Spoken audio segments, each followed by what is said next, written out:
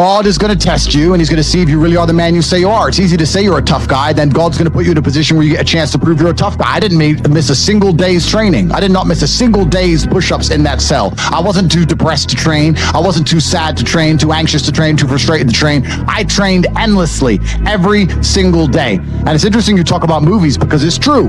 Every single hero in every single movie goes through adversity. There's never been a hero movie where all he does is win. No, to be a hero, you have to suffer.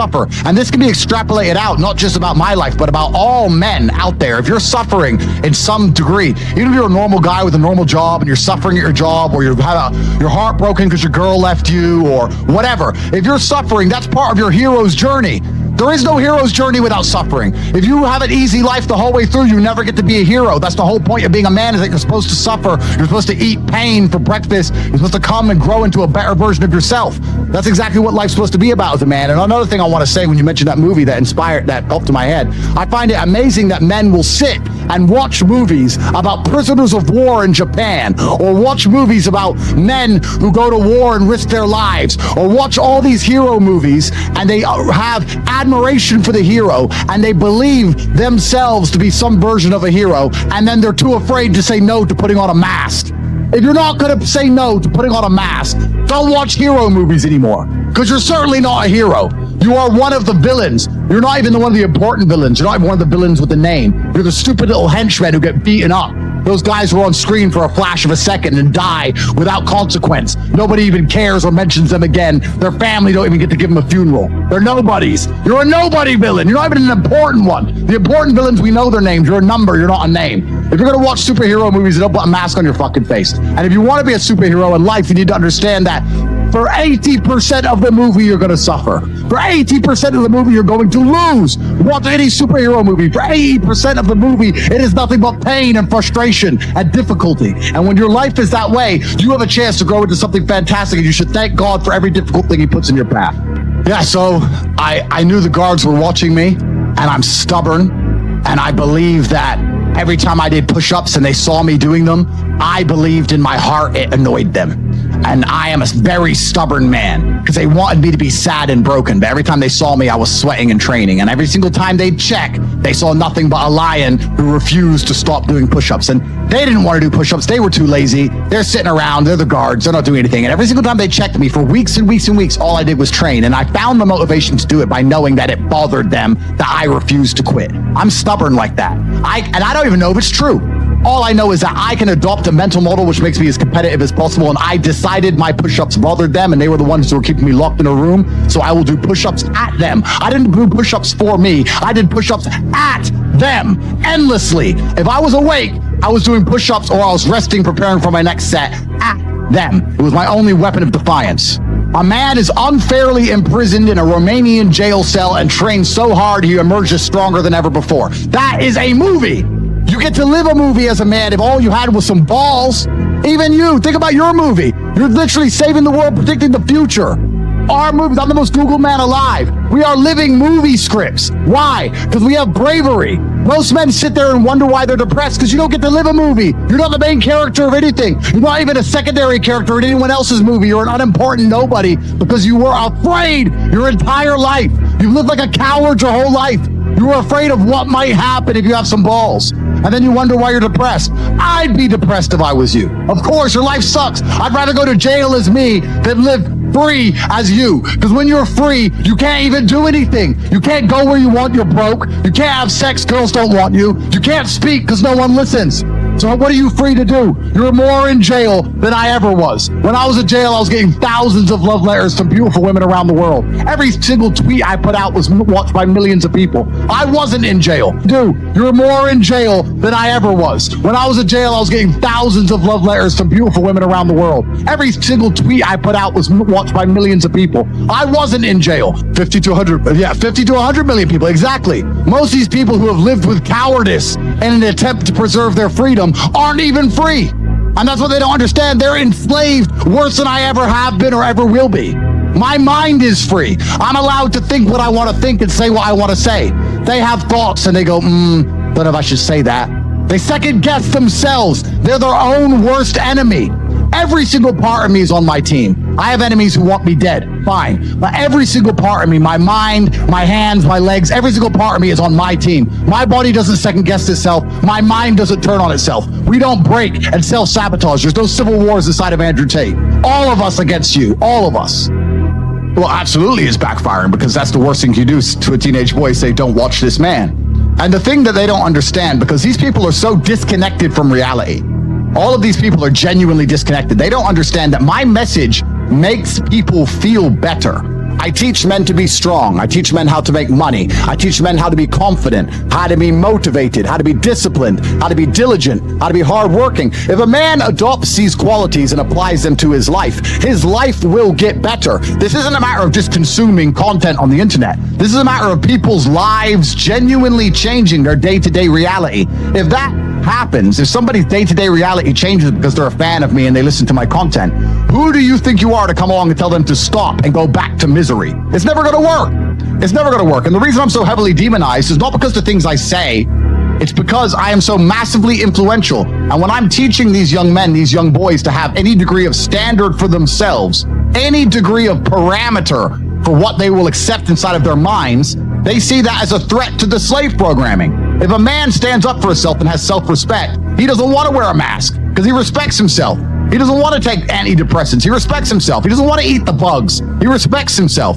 They don't want men to have self-respect. We're not allowed to have self-respect. We have to sit there and be completely empty vessels waiting for the slave programming to be plugged in, so we'll comply. That's all they want, is compliance. And that's why me, as a man who stands up and says, listen, you should become as strong as possible. You should believe in yourself. You should be motivated. And you should also try to make as much money as possible, because money is a very important weapon in the fight against slavery.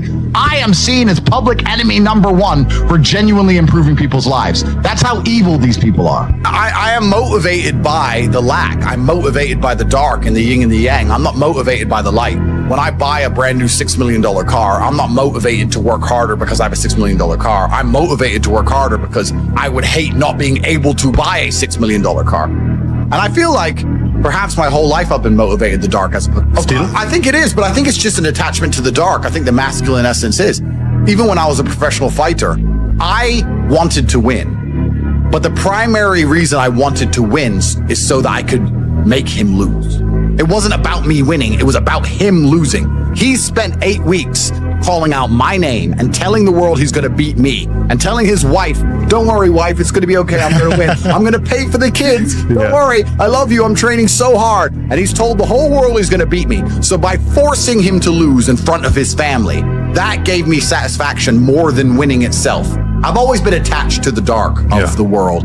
I feel like the dark of the world has always motivated me. So on the yin and the yang scale, I have a lot of light and I have so much beauty and I have a very blessed life. But it is because I've been so deeply in the dark and understand the realities of how the world works. But that's just always been what motivated me. If I want to, once again, put it down to something asinine like buying a car, if I want to buy a Kernan's egg, I don't care about driving the car. I just want other people to not be able to have it. What's made me the most money is the War Room. The War Room is a private members organization that I run. So when I first got, this is interesting. When I got extremely wealthy, I wanted to know where, I kind of felt like I'd gone to outer space expecting to see aliens, and I got there and there were none. No aliens. I was like, where is everybody? Okay, I'm rich, but I expected once I became rich to meet other men who were rich, focused, intelligent, had their dating lives in order, their physical health in order, their finances in order, their connections in order. And I got to the top of the mountain and I looked around and realized nobody had it. Like, yeah, this guy's rich, but he's cucked by his wife and he's fat. This guy's rich, but he's controlled by the Matrix.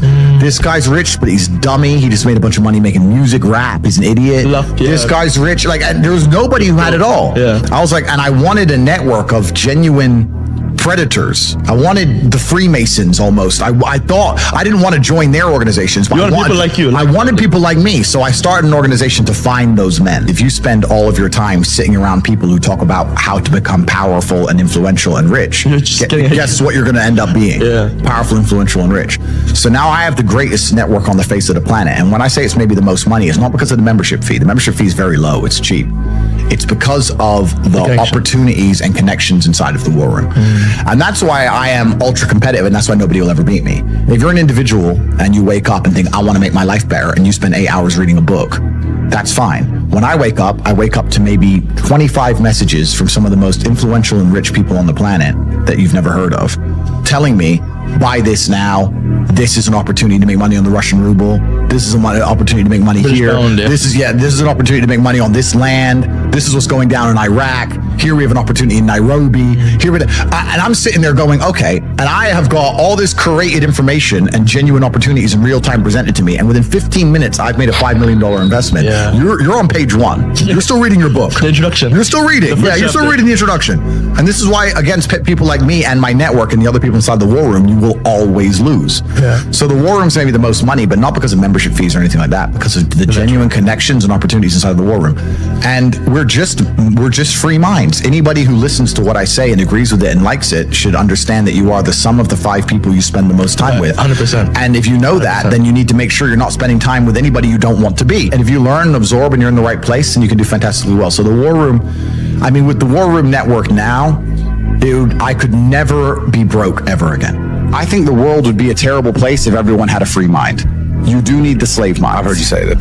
As annoying as they are, you do need the slave minds. You do need the guy who believes that, working in the gas station is important and he's good at it. You need him. It's good. You need these people. But what if that guy just doesn't know any better, though? It's good. Or he's This is what we're talking about. Good, fine. The world can't all be, mansions on the palm and Dubai. They can't all be that. So it's successful is all about self-definition, which is what I was saying at the beginning. You have to decide who you want to be. And if you wanted to be Joe Schmo and you pull it off, then you'll be a pretty happy, content person. To decide who you want to be. I think the people who are miserable, it's the gap between their expectations and their reality. That's where the misery lies. Yeah. My expectations were always enormously high.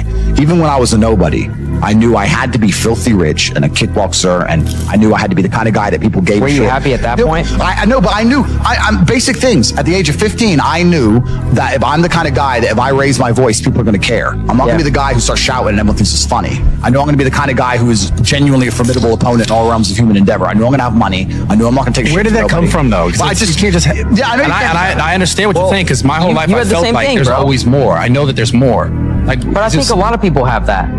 Of course. But the people who are miserable are the people who don't try hard enough to obtain it, because I actually believe, and this is another thing I'll say, I believe the universe is very giving. I think the universe and God himself is very giving. I've yet to meet somebody in all my years who is genuinely giving 100% of themselves day after day, doesn't snake anyone, firm handshake, will look you in the eye, doesn't lie to nobody, and tries 100%, who doesn't get what they want. I've never seen it. Every single person who doesn't have what they want, there's something in their story that doesn't quite add up. I've yet to see some guy have you ever seen a guy who eats right, trains his ass off, and never misses a gym session, ever not grow? Ever. No, never. Not what? Not what? Grow. Not grow. Not make ever. It's just, that's the way the universe works, right? So if you're truly about it and you're truly trying your absolute best, you're going to do it. And that's what I believe. I believe the universe is extremely giving. So when I meet somebody and they go, I really wanted this and I don't have it, I say, you didn't really want it. You're a liar. I don't understand, or I don't fathom the concept of fun. I don't wake up and think, what can I do for fun? I don't wake up and think, what is fun? I want fun. That never crosses my mind. I wake up and think, I have things to do. And if I don't have things to do, I'll find things to do. You can always do more work. There's no such thing as no work to do. After this podcast is done, you can release it and you can make X amounts of clips. That's going to be done. And then you could watch it back and you could analyze every word you've ever said and you could find a way to say it differently. You can look at a dictionary and find new words and you can learn them and you can memorize them all. Then you could sit down and you could rehearse it and use those words and sentences to make sure you pronounce them correctly and you don't make any mistakes. Then you could always do more work from the same thing. The work is never ending. The money is never ending. So you have to find joy in your work. You have to find purpose, at least. I don't know if I even find joy in my work because I'm stressed and annoyed. I'm furious all the time. What do you mean we've made $1.3 million today? It's a joke. Flip the computer. But it's you have to conquer the earth. And that's another thing about opportunities, right? Because you have to be positioned to take advantage of opportunities. Yeah. It's like in chess, they say good moves come from good positions. It's true. You can't find a good move from a terrible position, right? If you're sitting at home with no money, it's hard to invest in Bitcoin at $1. It doesn't matter what it goes to, right? You got to be in a good position to take advantage of things. So you've always got to be in a position where you have a good network, you have good information, you have some kind of liquid money, you have the ability to survive without that money, you can take a risk. Like, it's hard to set yourself up. I'm in a position now where I'm in the NBA. I'm an NBA player. I can never go broke again. So it doesn't matter, right? But once you're in the NBA, I can throw $1 million or something. It doesn't matter if it works or not. So for me, it doesn't make a difference. And that's why it's so much easier. They always say the first million is the hardest, and they're completely right. Once you get to a certain point, you can gamble to a degree. Yeah. I don't want to sound, airy fairy, but I truthfully believe the universe is a giving place, and that if you actually really want something, you can have it. How much you want is how much you're prepared to sacrifice. So if you want $500,000 a year, you can definitely make that. And that level of stress you'll absorb for that money and the amount of headache you'll go through, if that's the amount you're prepared to accept for a happy life, you'll have it. Do you think anyone could do that though? I think that you have to pre-decide, right? So even my level of wealth comes with enormous stress. Governments are after me. Like most people are not mentally prepared for the bullshit I go through. So the number one factor that's going to decide how successful you are as a person is your ability to absorb stress, your stress level. The better you are at dealing with stress, the more problems you can fix, the more money you're going to make. What I'm doing now at my stage of my life is buying power. So I thought I wanted to be rich. I didn't want to be rich. I wanted to be free. You're only free with power. And in the American political system is a perfect example of lobbyists and lobbying. Yeah. So, they will lobby for things. They'll come along and say, I'll give you an example. Why are there no high-speed trains in America? America's huge and rich. High-speed trains would be fantastic for America, but then the rail network is basically non-existent. The reason is because the oil companies lobby both political parties to make sure that they don't build trains. Everyone drives. Long highways, it's good, sells a lot of gasoline. That's what they want. So once you get to a certain level of money, you realize you want political friends. So you're like, okay, I want this law, or I want this law to work this way. Or I just want someone I can call if this happens to me. And you just start giving a lot of money away, effectively. And you're trying to buy power, and that's the way it's always worked. That's what these huge corporations and companies. Well, the thing is with reading a book is it's a reward without any risk. And this is why I think a lot of people are proponents of reading, and they say reading, because nothing can really go wrong besides wasting your time in life, of course, but they don't believe that. I am a much larger proponent of larger risks and larger rewards. If you want to learn about self-help, if you want to understand yourself and see what kind of man you really are, and learn how to fight through adversity, and learn how to get up when life's difficult, and learn how to control your mind, and learn how to struggle, then you can go to the boxing gym and you can get your ass kicked. You do not need to read any books. You need to get in the gym, walk in there and say, I'm going to fight the best fighter here every single day, and not quit until you can eventually beat him. But most people are not man enough for that. So instead they'll read a self-help book, and they'll sit there and try and talk to me about mindset. I learned my mindset in battle. My mindset is 87 professional fights. My mindset was learned in the reality of the real world. I don't need to read a self-help book. I don't need to read about motivation or confidence. I've been in the cage smashing people's faces in. I don't need to learn any of that stuff. So I learn in reality, and reality is always going to be a better teacher than a book, because you're not learning when you read books. You're regurgitating. You may be reading, but I don't believe you're truly learning. My coach used to say, if it doesn't hurt, you didn't learn. And I think he's completely right. And it's the same with entire life. You see people make the same mistake over and over again until it eventually goes really wrong. And it's only then they'll change. So absolutely. So I learned how to become self-disciplined and become self-motivated and work hard, and I learned how to face adversity and find strength within myself I didn't know I had, because people were trying to kill me inside of a cage, and you cannot replicate that by reading pages of a book. So it's a waste of time. There's a study I read about stress, and it was saying that stress has a placebo effect attached to it, because the placebo effect is extremely powerful. So they found some of the most stressed people in the world, and they split them into two groups. And they're all equally stressed. They all have a bunch of cortisol in their blood. The people who believed that stress was bad for you and that stress can hurt you, and they believed those media articles, were dying earlier. They were having heart attacks and having stress-related illnesses. The people who believed the opposite, who just said, stress is part of being successful. I like stress. When I feel stressed, I do my best. It makes me anxious. It turns my brain on. I like being stressed. Lived longer than average. The point is, the same drug, how you look at it and how your body anticipates it, how you feel about it, affects the real world results. I don't think motivation is a real thing. I don't believe in motivation as a concept. I think discipline is real, and I also think discontentment is real. And I don't think it's possible for anybody to stay in a scenario where they're truly uncomfortable. If you fall asleep on your arm and your arm really starts to hurt, even in the deepest sleep, you're going to wake up and move your arm. If you sit there and your life has been in a rut for 7 years, you are semi-comfortable in that rut. Sure, there's days you're pissed off. Sure, you're semi-annoyed by it. But there's also days where you just play video games, eat pizza, and you're kind of cool with it, and it's no big deal. If you were truly unhappy and uncomfortable and discontent with your scenario, you wouldn't be in it. So I don't believe there's anybody who's truly... When I was broke, I couldn't sleep. Yeah. I'm not saying that. Please understand me. When I was broke, I couldn't sleep. I'd be trying to go to bed thinking, how the fuck these people have Ferraris? I want a fucking Ferrari. I couldn't sleep. If I had to open a coffee shop, if I sit in a coffee shop, right? If I sit in Starbucks, the whole time I'm in there, not only am I thinking about how they got the money from me and how much I spend, I'm thinking about how I could outcompete them. I'd sit there and go, okay, cool. I'm in Starbucks. I spent £5.68. I got a latte and I got a donut, and I'm sitting here. And that business place, that commercial property right across the street is available for lease. How could I outcompete this coffee shop which just took my money? What's the profit margin on this £5.68? How much did this cost them? The coffee, pennies. Donut, 30p maybe, right? How much is the staff? They pay the staff minimum wage £8 an hour. So I've already paid half. I've already paid 30 minutes work from that brokey, the wage. She's there for another 30 minutes for free, right? How much is the rent? How much is the business rates? If I had to open up there, how would I attract people to come into my shop as opposed to their shop? They got a big brand name. I'm brand new. Okay, well, the bitch working here is ugly. My one's going to be hot. Boom, that's the beginning. Next thing, do they have any signage outside? No, I'm gonna try and put some signage outside. Do they have parking? No, I need parking. But you just start thinking about how you can convince people to give you their money as opposed to giving it to the places they already give it. Different analytics. And once you do that, people say, I can't think of how to make money. If you start doing that for a year and just keep a notepad, you'll have 100 ideas of how to make money. You'll sit there and go, there's a place here that's doing this and we could do it better this way. This place online is doing this, we can do it better this way. And then to get them all done, what do you need? Network. You need people.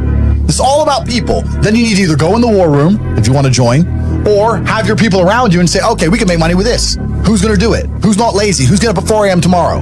Boom, let's get it done. So there's unlimited ways to make money, but most people go through life and their money is taken from them and they don't even identify how they got tricked out of it. They just how did it. Yeah, they just have, how did I spend 16 grand in Cirque last night? Oh, because my ass got drunk. How'd they get me drunk? Well, because the guy, when I first bought the first bottle of champagne, was there on the table, pouring, putting it in my hand, got me drunk, then I spent 16 grand on balls. That's how they got my money. So if I open a club, I need to make sure when people first come in, they get fucking hammered. Nobody thinks about it that way. Nobody thinks, how did they get that out of me? Right? Why am I spending $2,000 for dinner in Novikov? Is it the food or is it the fact that I'm in Novikov and tag myself in Novikov? You have to identify how you're getting famoosed, how you're getting finessed. That's how you do it. But most people just walk through life getting finessed left, right, and center, giving all their money up. How did that happen? You got to learn to finesse other people. Yeah, but it's not finessing in a negative way. It's in a good way. It's a good way. You have to take money from other people. That's the only way you're going to make money. Yeah. You have to take it. There's a pimp, and he said a really intelligent line. He said, business is just other people's money. That's all business is. I want to start a business. So you want other people's money. That's what you want. So how are they going to give it to you? You have to think about it. Nobody thinks about it. And the easiest way to think about it is to think how you're giving yours away. That's a mental model you should adopt. Yeah. And you'll end up with loads of business ideas. Business ideas are everywhere. It's just execution which is difficult. Your ability to speak freely is directly correlated to your insignificance. When nobody listens to you, you can say what you want. If you get a platform and start talking, you will learn very quickly how you're not allowed to say what you want because people are listening.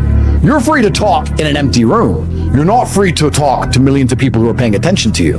So what we have now in the West is a society which is only linked and only bound by this false idea of freedom. So I'm now at a point where, and my attitude to money, I want to make something clear, is relatively unhealthy.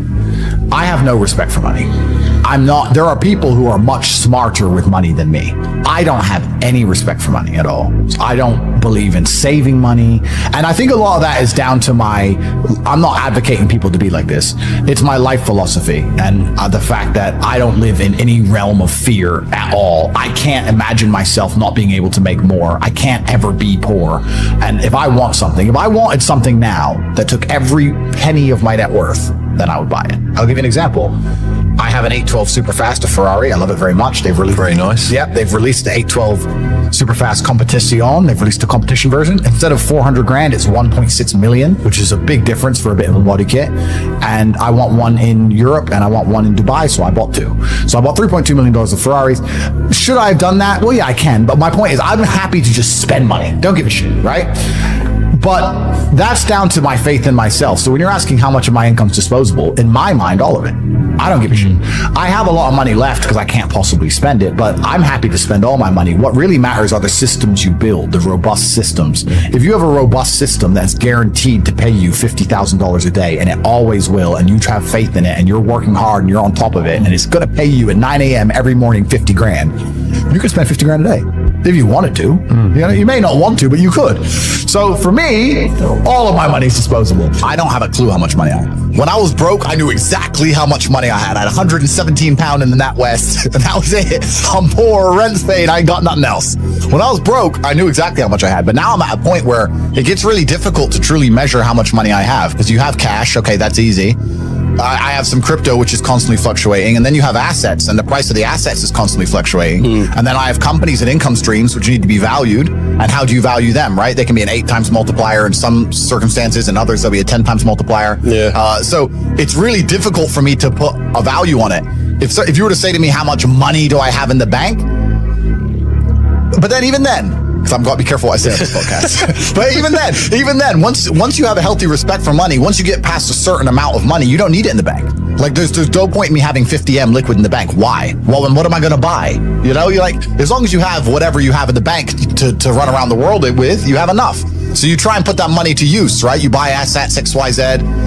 So it's really difficult. Most people don't deserve to be proud of themselves. Yeah. And that's the truth. A lot of people say, oh, you know, I have confidence issues. And I say, if I was you, I would have confidence issues. Of course. I completely understand why you have confidence issues. You're a dork. But we have to be realistic here. We have to be absolutely and utterly realistic, because the world is brutal and it's harsh. If you're not proud of yourself, you probably don't deserve to be proud of yourself, so you're not going to feel happy. And you just talked about confidence. Confidence comes from competence. The reason I'm confident is because I'm good at everything. Right. I'm good at everything I do. The things I'm not good at, I'm not confident in, of course, and I know what they are. I don't do them very often. I've now created my reality to the point where I don't do anything I'm not good at. You just hire. I either hire or I just don't want to do it. Like I don't play darts. Yeah. I'm not good at darts, right? I do what I'm good at. So yeah, I'm absolutely and utterly confident because I'm absolutely and utterly competent, and that takes practice and discipline and motivation, and you need to fail a few times. You need to get up. And like I said earlier, when I learned my entire mindset in professional fighting and chess, the two combined, that's how it comes down to. And when people say, oh, I have competence issues, usually I can look them up and down and say, yeah, if I was you, I would completely and utterly struggle with competence issues. Because the world is competitive, and there's men like me on the planet and friends like mine on the planet, and you're competing against us for money, for girls, for status, for resource, and you're going to be destroyed and decimated the entire time. So of course you have confidence issues when you can be annihilated in real time by the competitor. Why wouldn't you have confidence issues? You'd be psychopathic not to. I don't even know the story of the 4-minute mile, but when everyone was running, long distance running, everyone said a 4-minute mile was impossible, and everyone was attempting it was impossible. And then one guy did it one day, and after he did it, 10 people did it in like 3 weeks. And it's like the belief. So I think a lot of people when they're canceled go, I'm done. Now nobody else has I will sit here and openly say my network and the things I do and the unique way I approach it and the war room and the organization I have and the money I have and the influence I have is unique. Most people don't have that. However, people will have the morale to go, I've been canceled, but you know what? I'm not quitting. Doesn't matter. I'm not giving up. All right, just make a new account. Bang, back to work, back to work, back to work. And on a long enough scale, if enough people do that, there will be inertia and momentum behind it, which will make a shift in the universe. It will attack the matrix in real time. It's belief. I have a question. Belief. You must believe. I believe in you. You must. No, but you must believe. I fucking believe in you, bro. That's the key. Net worth is subjective, like we just discussed. I think it's more about how much and I don't even think it's how much money you have in the bank, because you can tear through any amount of money. It's how much money you're earning. Okay. I think a good life costs about $1 million a month. Wow. That's a big thing. $1 million a month is a good life. $500,000 a month is doable, and you can still live good. But if you want to really truly live like the best human experience, it costs about $1 million a month. And is that earned income or income with your assets increasing? That's income that you have coming into the bank that you can spend. Okay, that you're taxed on as well. So it's slightly less than that, but depending where you pay tax. When I started my business, I was told by my mentor, what you've got to have a good life is 100,000 a month. That was 36 years ago. Well, it's pretty similar now. Maybe inflation and stuff, but I can give you. It depends on the way you're living, right? Because I told this story before on another podcast, but Dan Bilzerian messaged me and he said, look, let's hang out. I was like, all right, cool. And I was in Bucharest. He was in France. So by the time I only wanted to go see him for a day. So by the time I got the jet, I wanted my security team to come. So I had to get the 4 security team, and they came and also had to pay their wage. And I put the cars on the truck to make sure they were waiting for me there in case we would decide to go for a spin. And then I landed with the security team, and everyone needs hotels. It's 8 people in a 5-star hotel. And then you're on the ground. You have to rent these V classes, armored ones to look after you. And you go, you see Dan, you talk to him for an hour, you have dinner, and then everyone gets back on the jet. By the time I saw Dan in a 48-hour whirlwind, by the time we moved the cars, which I didn't drive, and security came, etc., you spend $400,000. You spend $400,000 to go see your friend. But it's very difficult for a government to even pretend to give a shit about the average person, to me, because I understand how all this works. So the government comes along and decides to give out free money. The average person in the middle or at the bottom goes, wait, free money, government cares about the poor person. No, they don't. Let's keep it very simple. Let's say they gave every person in the UK £1,000. They're either going to save that money, or they're going to spend that money, or they're going to, let's say, invest that money. If they spend that money, which is what 90% of them would do, it goes to corporations, making the corporations filthy rich. The stock price of Amazon during COVID went to the moon because everyone's sitting at home bored, just buying stuff, right? So there's less corporations than there are people. So let's say you give everyone in the UK £1,000. A lot of that money goes to one guy, Jeff Bezos. The rich get richer, just like before. Let's say they invest it. Well, they're going to invest it in what? The stock market. Well, that increases the share price of companies. Who owns companies? Rich people. Let's say for somehow 200 of these people are best friends and they're never going to argue, and they get together and they get £200,000 and they buy a house, for example. That's still going to raise the price of housing on that street. The house owners, the homeowners are going to get richer. The people who already own things, the asset owners, are always going to get richer. No matter what you do, the people who are poor are always going to get poorer, and the asset owners are always going to get richer. Yeah. And it's running away now to a point where the chance of buying a home on the average salary is near on impossible. I mean, you know some hacks, you know some things about it, et cetera, but I don't know how people are surviving on this money.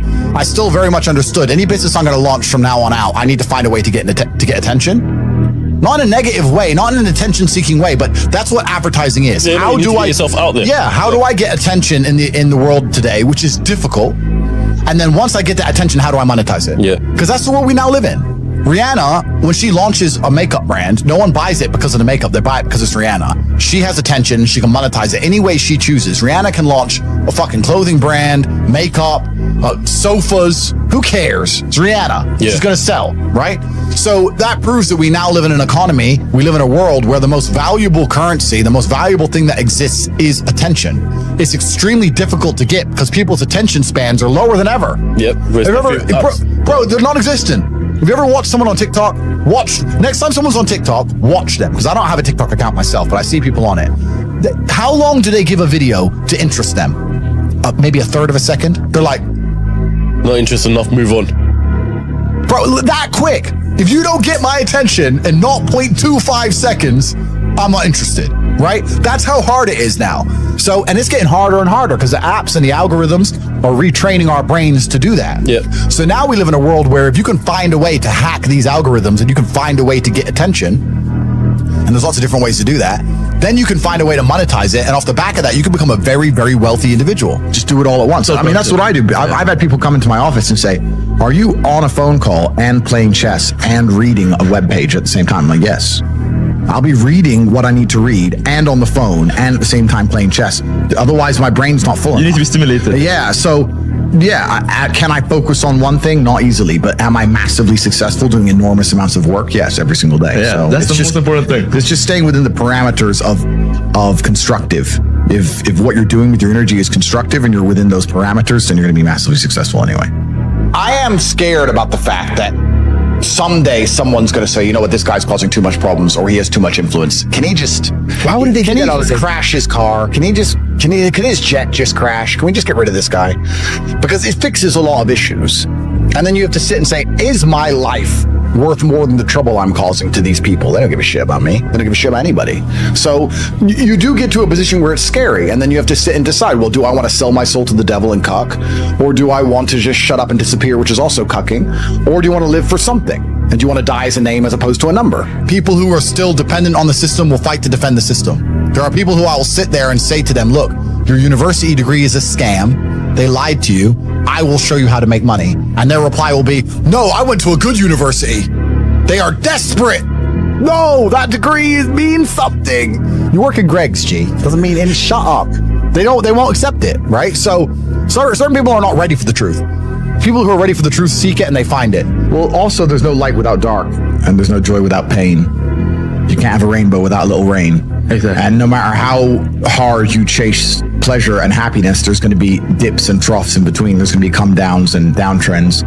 And you're going to have the juxtaposition between that time you were laughing your head off and acting giddish like a child and the time that you feel depressed as such. And I think it's much better to just adopt a very disciplined, stoic mindset. I'm always the same base level of happy regardless. If I lost all of my money today, I would be the same happy. Mm-hmm. If my net worth quadrupled, I'd be the same happiness. Yeah. As long as I'm alive, which is a struggle, unfortunately, in the current climate, but as long as I'm alive and the people I care about and love are alive, and as long as God gives me the honor of doing my duties and providing for the people I care about, as long as I get to wake up and know that there's a whole bunch of people in the world who need me and I get to work hard to please them and do good for society and good for the world, then I'm a vessel of God and I'm happy enough to survive. That's all I look at it as. I don't ever consider how do I feel. That doesn't cross my mind. I have things to do. A lot of the time, women get in the way. I've seen it a million times, bro. I've seen women get in the way of partnerships like that so many times. Because women don't like you having a strong masculine network because then you don't need them. They want you to need them. I'll help you. I'll be your partner. No, bro, that's the biggest mistake. Don't even get me started. Biggest mistake you can make as a man is trying to start business with your wife or some shit. That's a headache. Why is that? Bro, I don't know who I'm going to offend or upset now, but this is how it goes. Because now you got two different battles. You got the relationship you're trying to be in control of, and I got to deal with the business as well. Now, it's different if you run the business and you hire her, and she does a little bit of admin. Cool, that's fine. But I'm talking about, let's say... 50-50 business partners. Yeah, let's say your chick goes, I want to open a beauty salon. And you pay for her to open a beauty salon. And now this beauty salon, you've put $1 million of your money in it. And it's not open on a Thursday. You're like, why isn't it open on Thursdays? Oh, I had a headache. What do you mean you had a headache, bro? I just spent $1 million. Yeah, but Claire's sick and I have a headache. And now you got the relationship, it's all messed up. This bitch is lazy. She thought it'd be a Sex in the City episode where she just drinks lattes and makes money. And she realized she had to actually do shit. You know what I mean? And it's all getting messy there. Whereas when you're with your boys, and let's say you invest $1 million in something, it's not open on Thursday, you can go to the house and say, what the fuck's wrong with you? Don't be a bitch. You're a man. Yeah. You can just say, look, we need to open. You can't do that with chicks. It's hard. So even now, I've got 45 people who work for me and not a single one is a female, not one. I've said this story before, but I'll say it again. When I was growing up in Luton in England, which is a highly Islamic town, there's lots of Muslims who live there. I was friends with some Muslim guys in college, and they used to laugh at me all the time. One of them was like 19, worked in Tesco and had a Ferrari. I was like, bro, how do you have a Ferrari when you work in a fucking, I think he worked in a chicken and chip shop. He worked in like a fast food restaurant and had a Ferrari. It's like, how do you have a Ferrari when you work in a fast food restaurant? It's like, because I got 9 brothers and we all work together and we share the car. I was like, okay, but why do you share the car? He said, no, you don't understand. I won't use the racial slurs, but he was like, you people, there's you and your 3 brothers. You all grow up, you all decide to get with your girl, you all go pay different rents, you all disappear, all your money gets spread out now, you're taking your girl on holiday and paying a different rents, and you're all separate. Me and my 9 brothers live in one big house. If we meet a woman, she moves into the house. The men are all focused on making money, the women are all looking after us, cooking, cleaning. You got 9 men in the same house trying to pool their incomes. That's why we own the houses you rent from us. It's different. Brotherhood first. It's different. You people don't think that way. You fall in love. You fall in love with some bitch and you run off and you go pay her rent. Sure. It's like a different mentality, and that's why they win. You're never going to be truly happy in your mind if you go against the teachings of God. I don't care how much money you make. If you're a bad person, you're not going to feel happy. I don't care how much money you make. If you snake people or lie to people or do bad to people, you're never going to feel happy true deep in your heart. True in your heart, we're intrinsically designed to do right and do good. And that's something that God gave us. And when you have that, you understand that that's more important than anything else. Yeah. I don't think this was actually as deliberate as people understand. 50, 60 years ago, property was fantastic for almost everybody. 1 year's wage, you get a house. That house cost 75 grand. Now it's 450 grand. Fantastic. You did good. Absolutely. It's different now that the house is 450 grand, you're earning 40 grand a year. Now it's a very different scenario. So when your parents or older people say, yeah, do property. It was great back then. Now I don't think it's nearly as competitive as it was. I think that the rich are getting richer and the poor are getting poorer. I think the poor are getting outpriced of most assets. I think that some of the biggest mistakes poor people can make or middle income people can make is chase assets they can't simply can't fucking afford. And the only way they can do it is to indent themselves to a bank with interest and enslave themselves for X amount of years, destroy their flexibility to try and pull off owning one property, and owning one ain't gonna make you rich anyway. You gotta own as many as you do. And what I'm saying is, there's a small percentage of people who benefit from property, just like there's a small percentage of people who benefit from crypto or stocks. How many people lose in the stock market? Most. Exactly. How many people lose in Forex? Nearly all. All, correct. So this is the same with every investment. But the reason I'm only attacking property is because property is the one everyone says is safe as houses, good for everybody. No, it is not. Depends on your circumstance. That's my problem with property. In my scenario, or your scenario, how can we lose? If I buy a house for $5 million and I'm never, ever, ever going to need that money, I can wait until the day I die to sell it. Then I'm always going to make money. I go, the property prices have crashed to $3 million. Then I don't sell it. Yeah. Who cares? It doesn't matter to me. If I had a mortgage on it, it'd matter. It was my only property, it'd matter. If inflation is 20%, my wage has gone up 1% a year. All this shit matters. Not to me, not to you.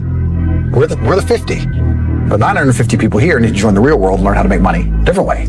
Because we teach you how to make money with nothing. If you make money with nothing, you can't lose. That's the beauty of it. You can lose if you invest in a house. You can't lose if you don't spend any money. And I'm not going to sit here and say that everybody who's ever bought a house is lost. I only talk about this because the majority of my audience are 18 to 25, 26. They're being told by people much older than them that they buy a house, they'll be financially secure.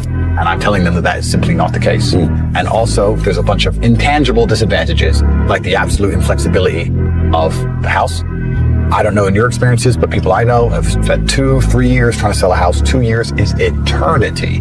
Eternity. 2 years ago, we were locked in our houses. 2 years ago is forever. So if you're going to accept that degree of inflexibility, if you're going to accept that degree of obligation, I think for many people that is a mistake. I think there's better ways to make money, and I think that renting is a lot safer for people. Especially now we're living in a world where a lot of money is made online. I have some people who can make money online. If you're making money online, even living in a Western country is stupid. Go to Thailand. Live for a fraction. Be safer. Not get stabbed. Like, even living in the West in general is dumb if you're making money online, and more people are. So my point is nuanced. There's absolutely exceptions to the rule. There's absolutely scenarios in which I'm totally wrong. It's a nuanced point I'm trying to condense, and I'm saying that property used to be the cure-all for everybody. Get a normal job, work in a factory, pay off your house, be good. Yeah. It's not like that anymore. Pension money is not going to be yours, is it? Yeah, exactly. It's not like that anymore. And also, what did we say earlier about competitiveness? We said that there are people out there in the world competing with me, and there's people out there in the world competing with you. You're a property shark. You just said it. You're an animal. They're competing with you. Like, you can pay more for it and overpay for it because you know you're going to have whatever. You can buy the houses next door and put shit tenants in them. Like, if you want to fuck somebody, you could. So they're also competing with sharks. And this is the point I'm making. The reason I'm anti-property is because often it's a 24-year-old guy who just got his first good job out of uni. He might be able to, if he eats ramen noodles for the next 15 years, pay off this fucking council terraced house in Liverpool. And I'm like, bro, that is not going to save your life. You're going to be 50 in a shit house. That's dumb. Correct. I think that if you have a lot of wealth, parking your money into assets in general is good. I think that property is a pretty safe asset overall, globally. It does go through some ups and downs, but property performs, it's certainly a fantastic place. I think as a way to generate wealth, there's some people who say it can be done. That's fine. But I think it's very inflexible. I've always preferred flexibility. I think we now live in a world where a lot of money can be made online, a lot of money can be made from a phone, a lot of money can be made from a computer. And also, this all ties back into the very beginning where I said the ultimate bottom line of the world is violence. Well, if they're going to do it to the whole population, I agree. But if they're going to do it to an individual, I disagree. If you don't pay your parking ticket, they'll take your house. Sooner or later. May take a year, may take 2 years. They'll take your house. So my question is, do you own it? This is my problem with property. I own my house. Do you? If they can take it off you anytime you annoy them? No. If you don't pay your mortgage for 3 months, you'll see you own your house. Yeah, that's right. If you don't pay your taxes, you own your house. If you don't wear a mask when they tell you to, and you get a fine for not wearing a mask, and you think that's injustice, and you don't pay the fine, and they add money to the fine, then it goes to court, you're supposed to turn up, you don't, they send a bailiff, you tell the bailiff to get fucked, they will take your house. So if you don't wear a mask, they take your house. So do you own it? This is a philosophical question, and you can answer. Do you feel like you own your property? Because I would argue that you don't own shit. I agree with you. And for me, it's just a philosophical thing where I think that anything that can be taken off of you, you don't own. So for me, once again, you're in a unique scenario, as am I. But if you're Joe Schmo, owning it is never going to make you rich in any considerable, serious amount of time. 20 years from now, you might get hit by a bus. That's forever. I don't think that long term. All of my plans are 3 to 4 months maximum. And the benefit of renting it versus ownership, well, you can get kicked out either way, and you lose all your flexibility. What's the point? Now, once you're sitting there going, I have $7 million in the bank, I don't know what to do with it. Sure. Buy some property. Of course, put together a complicated legal structure and own some property. Absolutely. But I don't think that applies to most people who come to me and say, my mom said I should buy a house. You're a dummy. Your mom did something that doesn't work anymore, and you're still a dummy. Thing is, sometimes your parents love you so much, they give you bad advice. Well, they give you the advice that worked for them. Yeah. And I don't blame them. It's worked for them. So absolutely, why would they believe it doesn't work anymore? They're putting money in a savings account and getting interest on the money, like 4 or 5% interest on the money, and then buying a house for 1 year's salary that went up 10x. I'm sure it sounds like a great idea. Imagine if it was still that way right now. I'd tell everyone to buy a fucking house, but it isn't. And then you add into the fact that the government's getting more and more tyrannical. You add into the fact that violence is the bottom line. You add into the fact they will take your fucking house off you. What did they do in Canada to the truckers? When the Canadian truckers got tired of it, they went and they protested, and they lost their houses and lost their cars and lost their fucking pets. They euthanized their dogs. A man who worked his entire life driving across Canada in a truck, who was a proud home owner, found out very fucking quickly that you don't own anything. It's a scam. So for me, especially as somebody in my situation, my precarious situation, which we described at length, somebody who is an enemy of the matrix, considering that property is the most controlled matrix asset that exists, considering that if they could take it off me, they fucking would, I need to find assets which are very, very difficult to seize. That's the first, that's the answer, right? One is protecting the fact that you own it. I mean, I don't know about your particular scenario, but in Florida, in America, during California and in Canada, they are piercing LLCs. They're piercing LLCs to see who owns the LLC to seize the property. So once again, the law says if it's owned by a company, that they can't take it, or they can't see who owns the property in the company. Yes, they fucking can. Piss them off. Yeah. If you piss them off, they'll throw all the rules out the window. The same reason they're gonna kill me. Murder's bad, but they throw the rules out the window when you annoy them. So this is my exact point. So I just personally could never sleep at night knowing, I got 100 million in property, I'm good. Because I'd be like, I don't have anything. I have to be quiet, and I have to be careful. And if they don't like me, they'll get me. That to me doesn't feel like ownership. Ownership is they can't take that off. That's true ownership.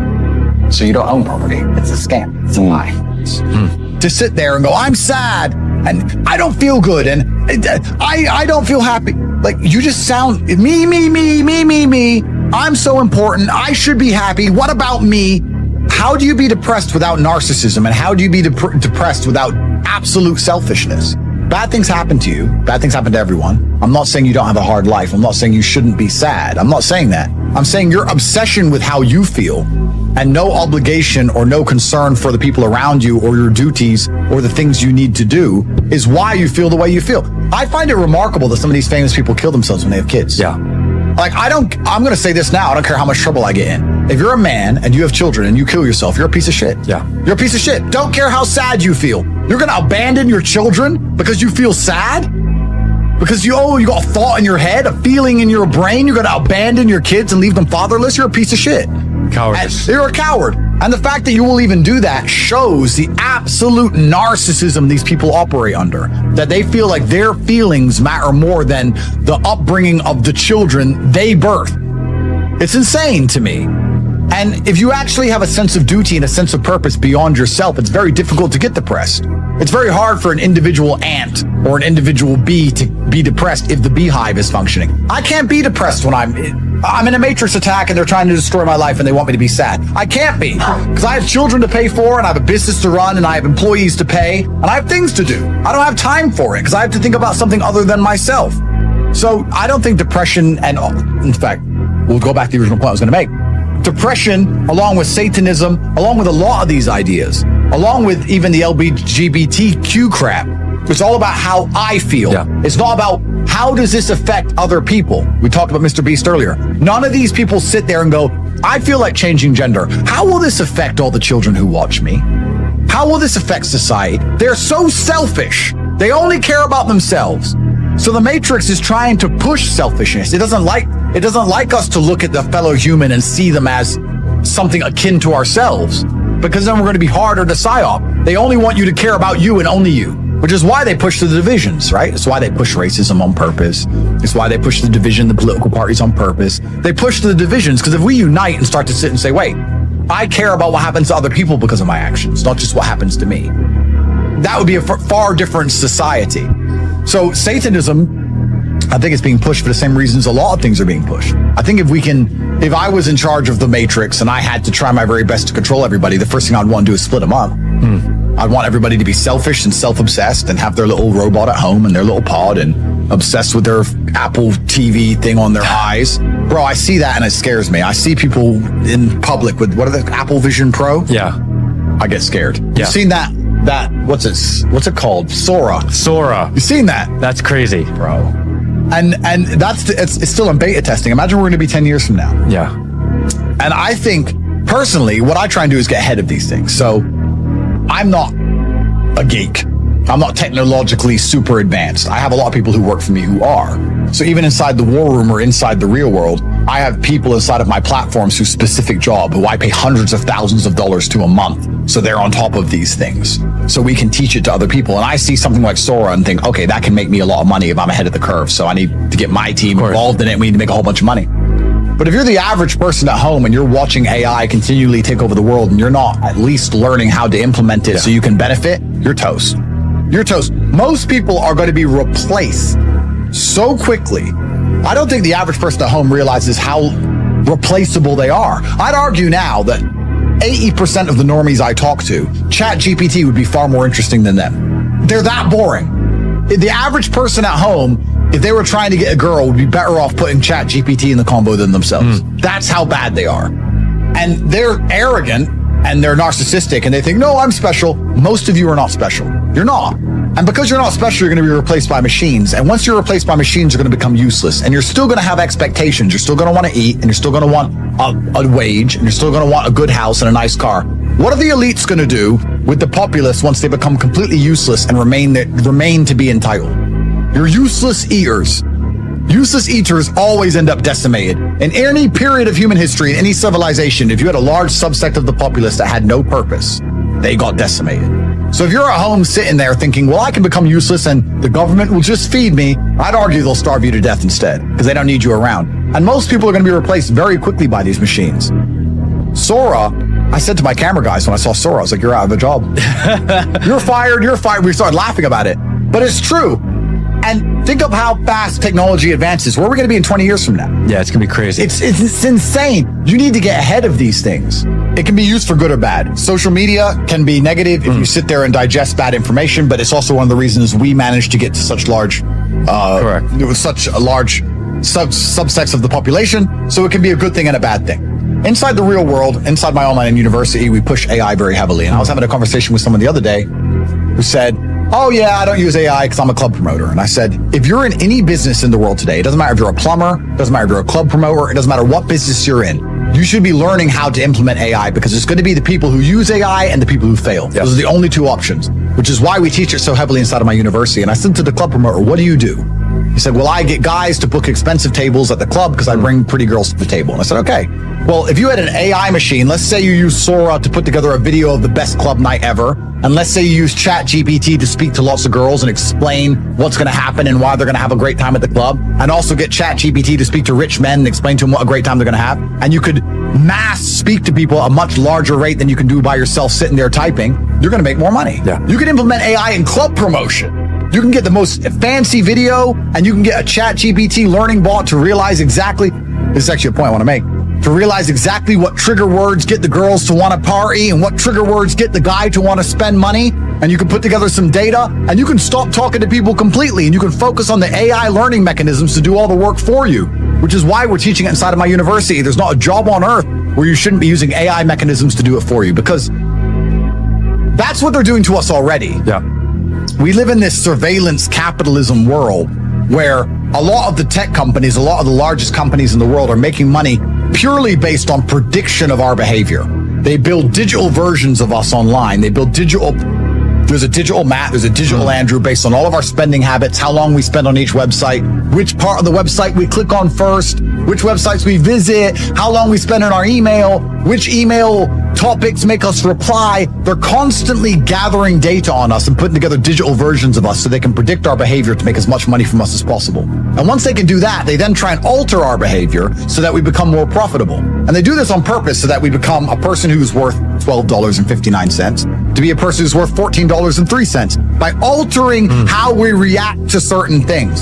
So they're already building algorithms and trying to adjust how our mind works. And if you have a company or you are interested in making money in the world today and you're not considering doing exactly that, you're going to permanently fail. The average school isn't teaching about AI. The average MBA you will do won't teach you about AI. I'm going to sit here and make it very clear and obvious. The only school on the planet I can find that will teach you about artificial intelligence is my one, The Real World, and it's $49. For $49, we'll teach you exactly how to use AI to make a whole bunch of money. Which goes back into a point I was saying earlier about certain people are just tied into the matrix and don't want to be freed. If we will sit here and have a long conversation about how artificial intelligence is going to replace most people, and if you don't implement it, you're going to become useless, and your entire bloodline is going to be exterminated because you don't serve any purpose to society. And I'm going to teach you how to use artificial intelligence for $49, and you're still not going to do it, well, then I guess you just deserve eternal slavery for your bloodline. Some people are just born to lose, I assume. But it's extremely important we implement these things. So when I watched Sora, the conversations I've had, it was only 2 days ago. I was on the phone for 6 or 7 hours with my team inside The Real World saying, okay, how can we use this? What can we do with this? And there's two different ways to look at it. There is, how can we use artificial intelligence now when no one else is really using it? How do we get ahead of the curve and continue to make millions of dollars? That's easy. The real question is, how do we use AI when everyone else? Once it becomes mainstream and everyone else can do it, when everyone else can produce adverts at the drop of a hat, when everyone else can make their product look fantastic when it isn't, when everybody else can use ChatGPT to be extremely funny and charming and interesting, when there's neurolinks in their brain and everybody can talk like Andrew Tate. Because right now only Andrew Tate can talk like that. When I lose my ability to speak more concisely and compendiously than everybody else, how do I compete then? That's going to be the hard one. But right now we're in a transitional period where it's easy. Because if you join The Real World or you pay attention or you learn these things, you're so ahead of everyone else. It's like the first person to turn up to the gold mine. And you can just dig and pick up all the gold. But there'll become a time where the gold mine's flooded. And that's where you really have to think ahead. So we had a long conversation about how to make a bunch of money now, and that was easy. But the real question is, how do we all make a bunch of money in 20 years when AI is standardized? That's what's going to be the interesting conversation. The amount of websites which, I mean, copywriting is a thing, right? And it still is a thing. But the amount of websites which could benefit from a complete copy change with ChatGPT would make their copy better than it currently is. Yeah. The amount of average electricians that have a little terrible website somewhere in Texas, and you could literally ChatGPT their entire website, and you could charge them money for that, and they don't even realize that you use ChatGPT because they don't have a clue what it is because they're behind the times. And you could literally make money for 10 seconds. Now, if you could get an AI bot to reach out to them all, if you get an AI bot to speak to them all, if you could produce them a movie using Sora, showing the coolest electrician on earth, like there's so much potential that could be done. It's so ridiculously easy to make money if you actually try. But implementing AI is something you need to do because it's the future. It's like ignoring gunpowder. If you ignore gunpowder, you'll lose the war. You could have looked at gunpowder at some point and said, we got bows and arrows, it'll be fine. No, it won't. As it advances, it's going to get to the point where they soon have Gatling guns and you're all toast. And it's exactly the same in the business environment, which is why we're implementing AI. Inside The Real World, we don't just have an AI campus, we implement AI into every other campus. So we have a specific campus on artificial intelligence, and then we implement AI in our copywriting campus and our crypto campus and all of our other campuses. We have 18 of them. But it's super important that it's done. And I'm kind of also, we talk about fraternity. I'm not going to lie, I'm very glad I have such a good network of people because I have so many people who work for me and people around me who know things I don't know, and it's amazing. And I'll tell you another thing that's kind of scary. There are so many kids nowadays that are smart, bro. I have 18, 19-year-olds who work for me doing this AI stuff, and I'm like, bro, I'm a dinosaur now. I'm like, I don't know. I can talk, and you can't talk like me. Yeah. You're socially awkward and weird, and you can't get laid. I can do all that. But you're doing this, bro. They just figured it out. Bro, it's crazy. The world's changing so fast, and you need to have a team of people. It's kind of like the chessboard, right? I think one of the problems we have in the West, especially, I've noticed, I feel like families in the East are a little bit better. Certainly Islamic families are better, but in the West, everyone wants to be the king on the chessboard. Yeah. But truthfully, to have a good team, you need a king, and you need a bishop, and you need a rook, and you need a knight, and you need pawns, and everyone needs to know their job. And if everyone does their job well, you win the game. Especially the queen. She's another piece on the chessboard, one of the most powerful pieces. If everyone does their job right, then you're fine. But when you have a bunch of people trying to be the king, then it all falls apart. So I think one of the powers of my fraternity especially is that I have my role and people have their roles and we work together and we forever win. We never lose. 100%. And that's the thing that I find so amazing. When I say these things to people, all I'm doing is describing human nature. If you're born into the bloodline of, let's say you're born into a banking bloodline.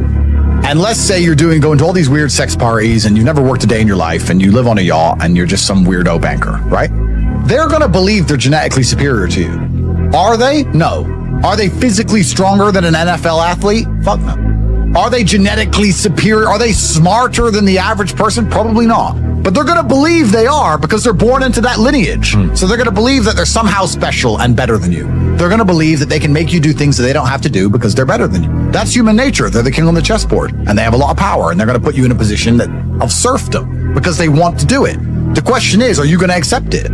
That's the final line now. Are you going to accept that position of serfdom or are you going to sit in there and say, no, I resist.